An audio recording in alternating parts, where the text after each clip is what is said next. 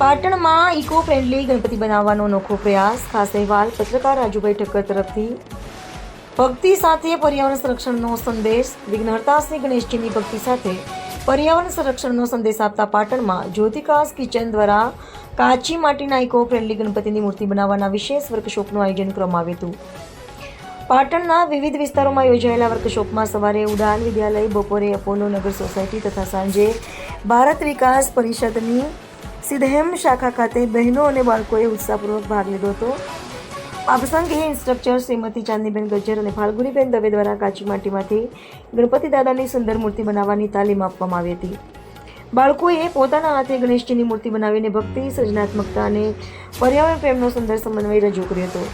આ વર્કશોપનો મુખ્ય હેતુ રાસાયણિક તથા પર્યાવરણને નુકસાન પહોંચાડતા પદાર્થોમાંથી બનતી મૂર્તિઓના વિકલ્પ તરીકે કુદરતી કાચી માટીના ગણપતિની સ્થાપના માટે લોકોને પ્રેરિત કરવાનો હતો. ગણેશજી પ્રત્યેની શ્રદ્ધા જળવાઈ રહે અને સાથે જ જળ તથા પર્યાવરણનું રક્ષણ થાય તેવો સુંદર સંદેશ આ પહેલ દ્વારા આપવામાં આવ્યો હતો.